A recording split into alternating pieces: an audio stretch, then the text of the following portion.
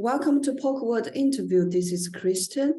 Every day we carry wallet full of cards. However, only selected few, like government ID and credit cards, are widely accepted.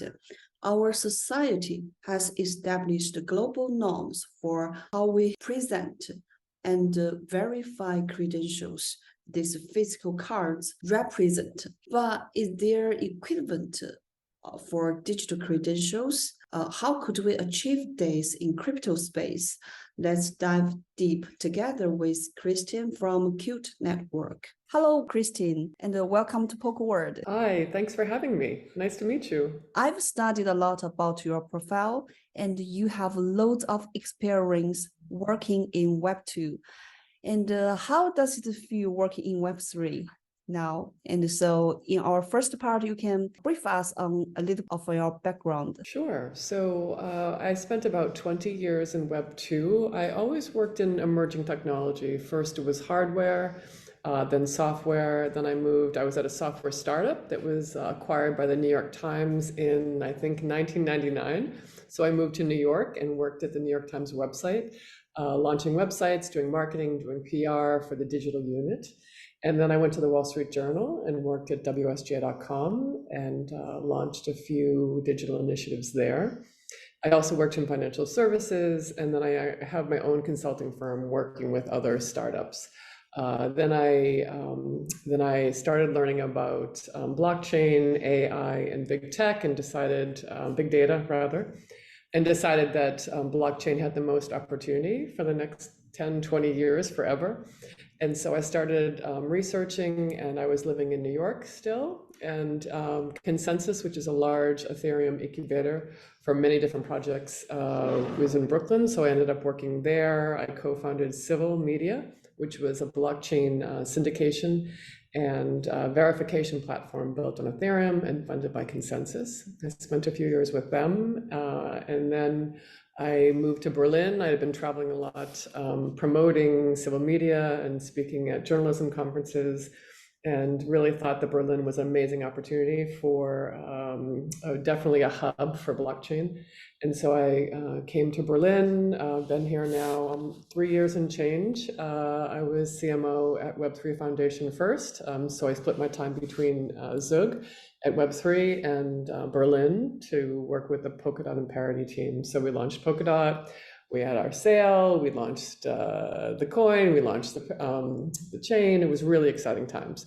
And then I had met Ingo, who was the founder of KILT, when I was traveling through Berlin a few years ago. And we both have a media background. I was really interested in digital identity.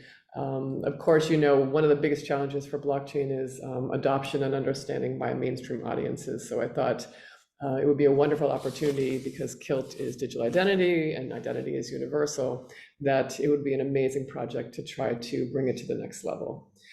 So you asked about how does it feel working in Web3? I think in the next years, it will be really important for us to help Web2 companies learn how they can adopt Web3 practices around things like data privacy and self-sovereignty, and especially decentralization. When you look at how key that is to all of our projects in the Polkadot ecosystem, there's a lot to learn in terms of governance and how you could run your business with the help and ownership and engagement from your community. And I think that applies to any type of business, Web 1, 2, or 3. Very exciting experience. In our daily life, when somebody asks, what's your identity? And people will show you their ID or their driver licenses. In the digital world, I mean in Web2, we can use our Facebook or Twitter account to log in a lot of dApps to, they can use it as your identity in some degree. And now in Web3, who are we? And people always see you as a wallet address or name service. I think a lot of normal users are like me. They don't know what it exactly is ID or DID. When we're talking about ID, what we're talking about, when we're talking about decentralized ID, what we're actually talking about. So this is our first topic. It's like, what is identity? Right, it's a great question and a perfect place to start. It's actually where we need to start when we have every conversation, whether with a partner or with reporters, because there's a common misperception. Identity is actually not your ID. It's not your driver's license. It's not your Facebook account. These are actually credentials. So your identity is made up of credentials and your identifier, which is your face or your fingerprint or your signature, things that are inherent to you. They belong only to you. No one has issued them. So actually, when you have your identifiers, so I have my face and I add my passport to it, which has a picture of my face, and then I have more credentials. I have passport, I have maybe a university diploma. You keep adding these to build your identity in the real world. And this is this has been around for hundreds of years, and it worked really well. You could put these things in your physical wallet and carry them around with you, and you could show them when you wanted to, right? You decided when I want to show my driver's license, when I want to show my ID to get into a bar. That's called self-selected disclosure. That's called control of your own data. And so what's happened with digital identity and Facebook, that really changed the game, and it made identity less safe and less secure for us. Because now, instead of us having control and deciding who we share this with, our information lives in these data silos, and it's being monetized in ways we don't know and shared. And so that's what KILT is really all about. It's about helping people form and create and build their digital identity. And so yes, when you talk about Web3 methods, your wallet address, your naming service, these are all additional ways or types of credentials almost that you would attach and build your identity from. The other thing that's interesting is when you talk about DIDs, which is your decentralized identifier, this is all very new ideas to people, that they could actually create these things, they could hold them in your digital wallet. And so it's a lot of education we have to do. Okay, it's basically an ID, you have to have something, very personal. Only you have it. And then you have credentials. Then it is Yes. your identifier plus credentials is your ID. So how does it works? And what's the role and the KILT plays? And what's the process, how it really works? Right. So we, in the last year or so, have been building these tools that help people create their DID and then actually begin to use it with different applications. So a DID looks like a long string of letters and numbers, and you can create that using KILT tools. And then that becomes your digital fingerprint. It becomes the foundation that you then build and add credentials to. You can even actually give your DID a personalized name. So we created Web3 name, which allows you to say, for instance, my Web3 name that is attached to my DID is Christine. And then Ingo has his and Elisa has hers. And so this way you actually can make yours more personable and actually easier for other consumers and users to understand that's you. So it becomes actually part of your brand. And we, in terms of KILT's role, I think our key goals, because everyone has an identity and people actually have multiple, we think it's really important that these tools be really easy to use. So in terms of usability, in terms of how people can access them, and it's important also that we keep creating the awareness of how these tools can help you then take back control of your data. Okay, as a normal user, and I know that KILT can give me an DID. So what can I use that DID for? I can only use the DID for the online stuff, or only for the Web3 stuff, or I can use it for real life. Yes, that's a good question. So in the last year, so KILT, we launched as a parachain on Kusama in 2021. And then pretty quickly we launched Sporon, which is a wallet, a digital wallet, where you can actually store your KILT coins and also your credentials. So that was the first step in kind of real life usage that anyone, it's a browser extension similar to MetaMask. So for folks in the Web3 world, that's very common. And then we're teaching and educating other users how to access that as well. So you would start with that, you'd start with your Sporon, and then you would actually then add your DID to your Sporon. And then from there, you can actually use tools like our social KYC, which is a way to verify your social media accounts and your email address. And all of these things become credentials that you put in your wallet, and then you can share with different online service providers when you want to. So you potentially, for instance, if I verified my email address or my Twitter account or my Twitch, I can actually use this and use these credentials and log into something like Moonsama, which is another project in the Polkadot ecosystem.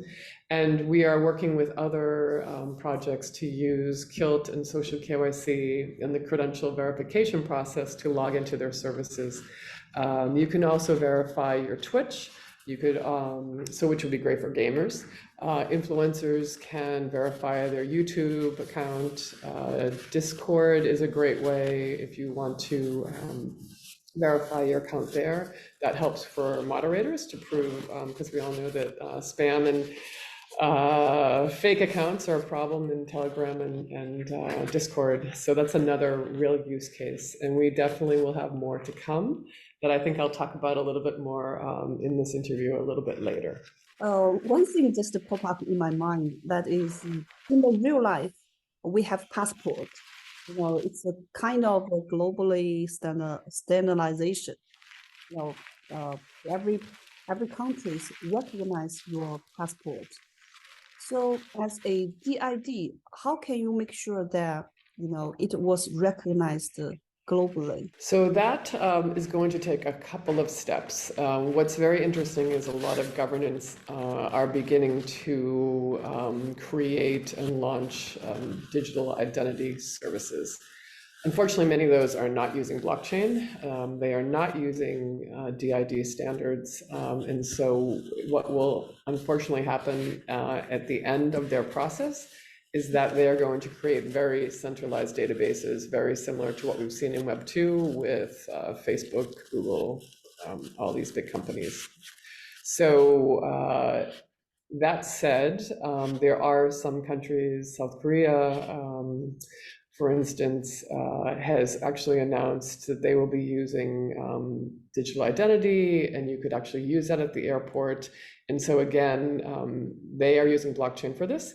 And so it will be decentralized. You will be able to share this when you want to, when you are going to the airport, and it will actually be much more streamlined. And so I think that's a really positive indication of where digital identity can go. And that will affect, obviously, lots of consumers and make our lives a lot easier at the airport. It's really going to depend on what's important, and we see it with the EU, which is doing their own digital identity initiative. People need to be educated that some of these initiatives are going to basically create big databases with lots of personal information in them. So we have to be very aware, all of us as consumers, what our country and our government plans to do in this direction. And if it's going in the wrong direction, then we need to make sure that we get verbal and very active about showing and bringing awareness to this. KILT is an infrastructure, and which is massive.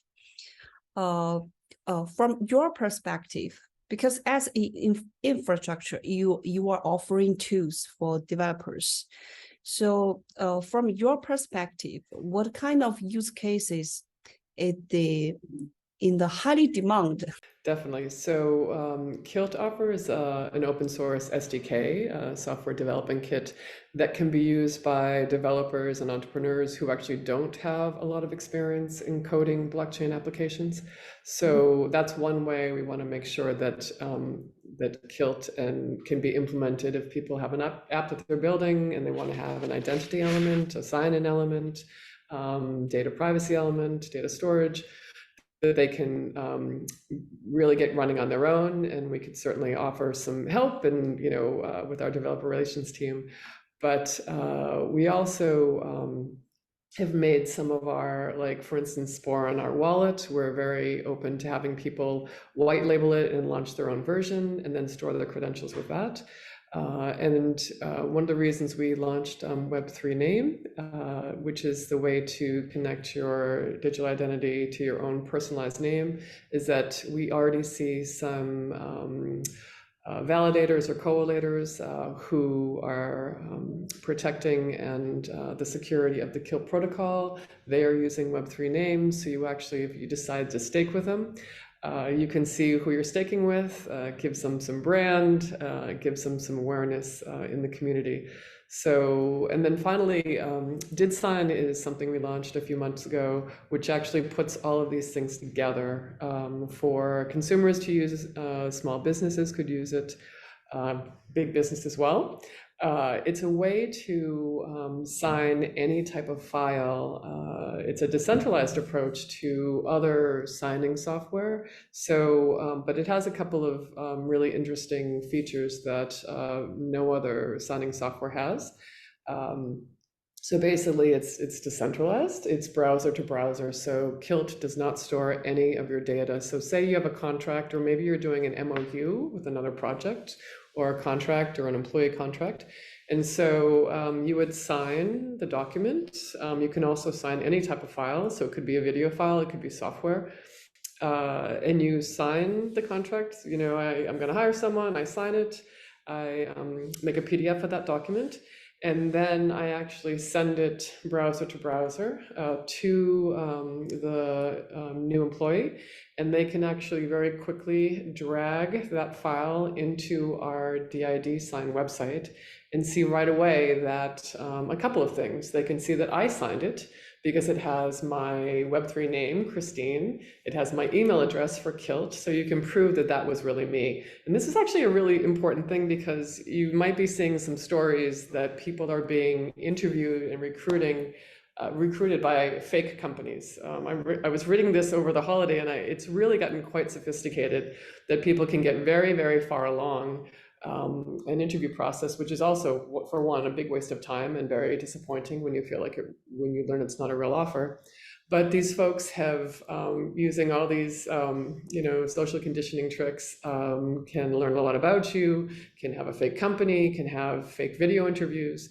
And so this would be one way to actually prove that you are really being interviewed by KILT or by a big company.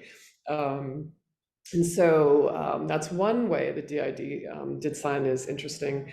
The other is that you could sign something like a video. So we have a media company that we're talking with that's very interested in, they have reporters in the field. Say, for instance, someone is shooting video in Ukraine. That reporter would then sign that video file and send it to their editor in London. And that editor would do the same thing. They would drag that file into DidSign and then be able to see that reporter, and also it can be timestamped. So that reporter at that time shot that video, and it's not fake news. It has not been altered. That's the important thing. That video has not been altered from the time that person sent it to the time the editor receives it. The same thing with contracts. You go back and forth a lot of times with contracts. Any of us who have sold a property or bought a house, you go back and forth with the contract terms. And unfortunately, by the time you get to the end of that process, you're exhausted. So you might not go through every line of the contract again. But if I have signed and said, I am going to buy this house on these terms, I sign that, or my realtor signs it, it goes to me. I know that that person has not changed the file from the original format. So all of these are kind of interesting use cases. And there's lots of different verticals that could use these, that did sign, including medical for medical reports. They can also, because it's browser to browser, no databases, you don't have to worry about storing data. So that avoids any GDPR or health privacy, things like HIPAA. Yeah, great. As a kind of a crypto native, we've been in crypto industry for more than 4 years. We think that on our perspective, it's a great idea. But, you got experience in Web2. So what's their opinions towards this solution?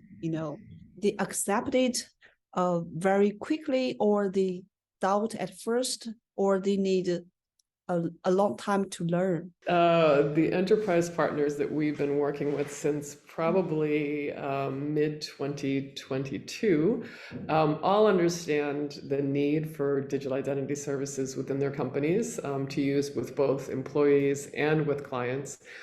So they understand it right away.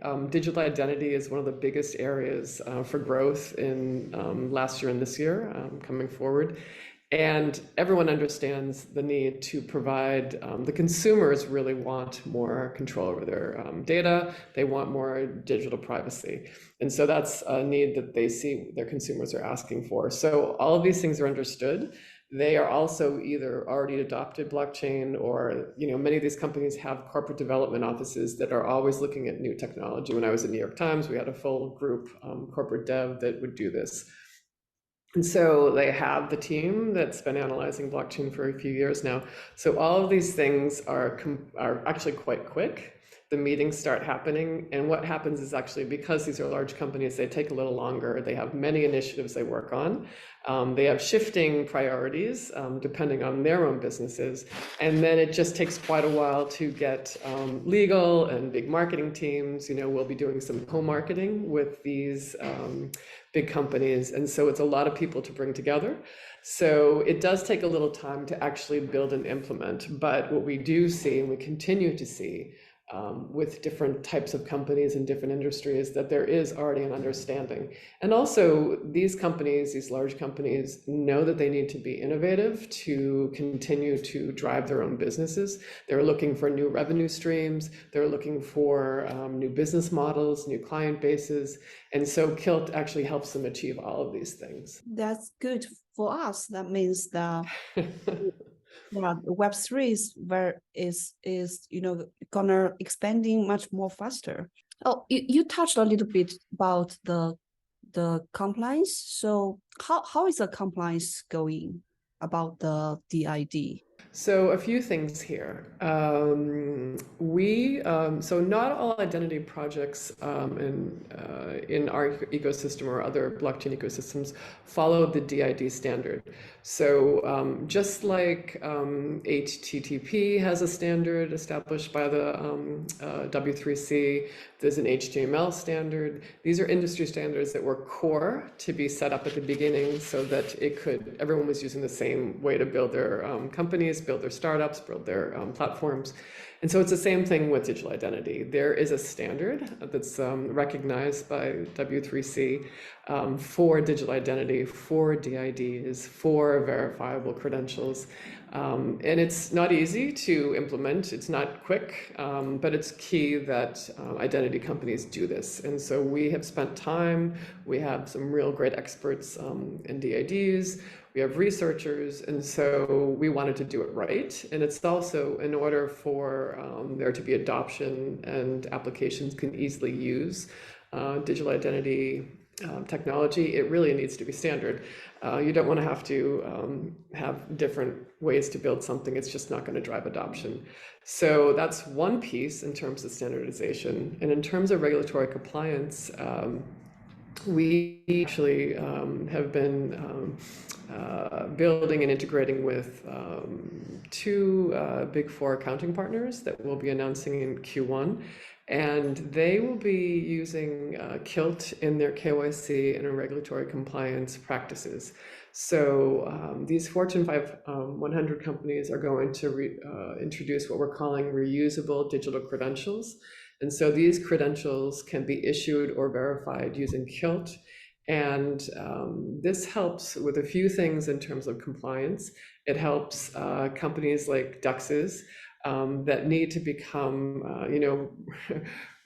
regulation is coming for DEXs, and so this is one way that they can show that their users and customers have gone through a KYC process without needing to store the data.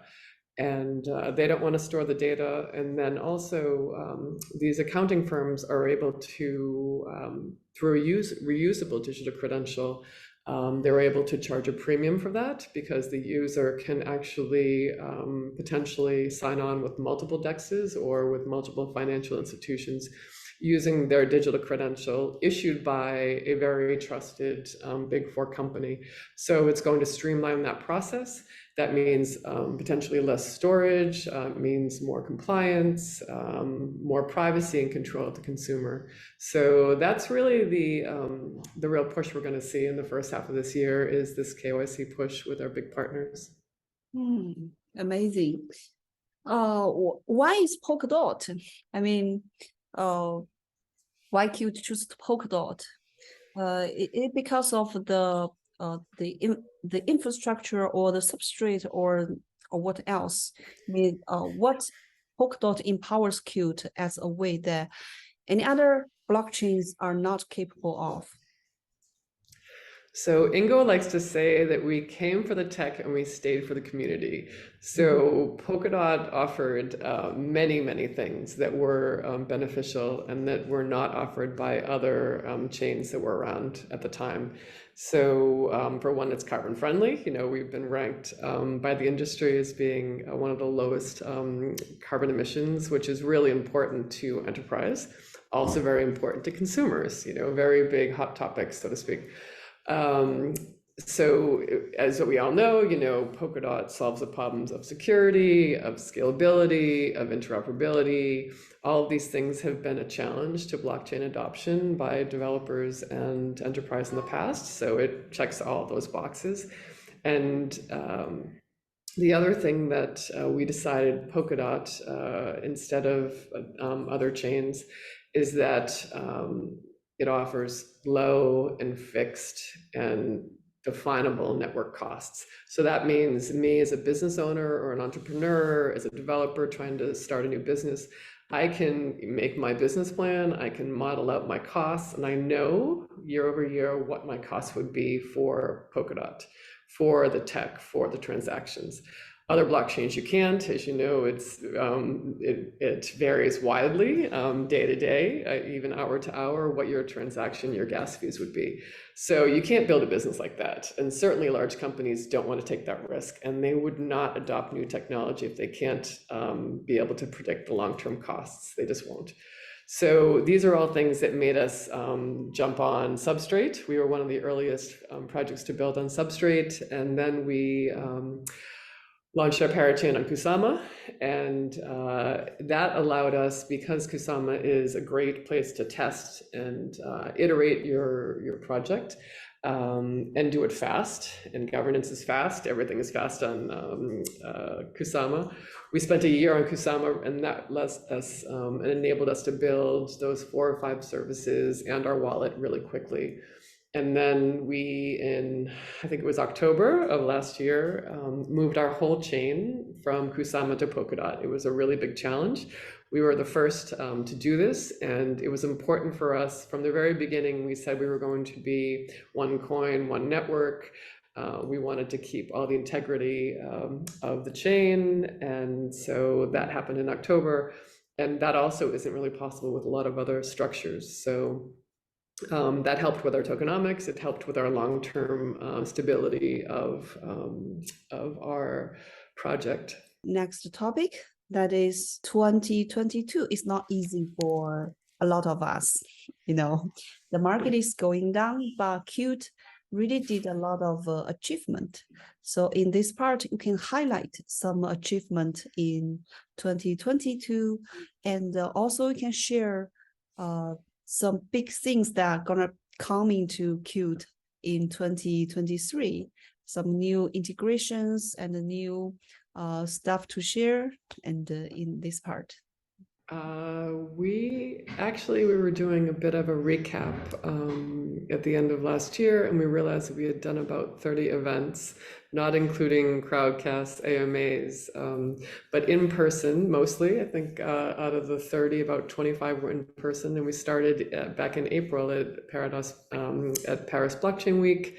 We were fortunate to be part of the Polkadot group that was at Davos. We were at Amsterdam and met a ton of the teams in the ecosystem. I think that was really the real kickoff for the Polkadot ecosystem for the year. In person, meeting people we've been talking to on Zoom and Telegram for a year or so before that. And I think it really gave a lot of energy to start the year. And then from there, and from Davos too, the projects we met there, we started building with and announcing partnerships with and doing some testing with. So I think it was a really exciting year and great way to meet the teams in person. And even some of the teams we met at the beginning of the year, by the end of the year, we had come back and their tech had advanced, or we had advanced, or we were all in Polkadot together by the end of the year. So I think it was definitely a growing year. And then going forward, we're looking forward.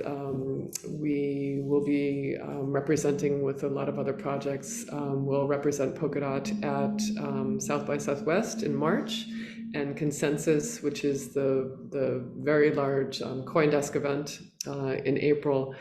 And so at South by, there'll be folks like Moonbeam and Nodal, and who we've met over certainly many, many times, and look forward to like exploring new ways to partner with these folks. Consensus, Astar will be there, Fala, Interlay, Zeitgeist. So it's a really great way to start exploring, also see who's building what. You know, there's so much going on in the ecosystem. It's hard to keep in touch and keep track of what everyone's building. But then these in-person opportunities give us a lot of time to think about, okay, how could we revisit some of these things? And then Unfinished, or the Frequency parachain, will be at Consensus as well. And they are doing some really exciting things. Gav Wood announced back in Davos a year ago that Polkadot would be the underlying framework for their social network. And so there's lots of other Polkadot projects that would really fit with what they're doing. So I think that's going to be very exciting for 2023. And also, we are racing to finish our new website. We're relaunching the KILT website. We're designing the entire website around build your identity, making it very easy for a consumer to go through the different steps to get their DID. We know that not everyone owns crypto. Maybe depending on the region, they can't buy KILT. You need 2 KILT to get your DID. So we understand that might be a challenge. With all the negative news about certain exchanges at the end of last year. We also know people might be a little bit nervous, as they should be, to use centralized exchanges. So the new website will include a fiat on-ramp. So you will go through the process, you will get your DID, you will use Sporon, and then you can actually use PayPal to then pay for your DID. So making it really easy for consumers to do that. So that's a big push for us. We started introducing some of our new branding at different events last year, including our Dubai presence, and also we were a part of the Polkadot team at Web Summit. So now we're bringing all of these branding elements together. It gives us a nice way to almost relaunch the brand and then make it really clear that KILT is all about identity and making it easy for people to use these tools and become familiar with what it looks like to really control your own data in Web3. I think everybody already knows that KILT is about DID. And now I think maybe next year, I hope that everyone got a DID from KILT. Great, thanks so much. And thanks for the work you guys are doing to support the community.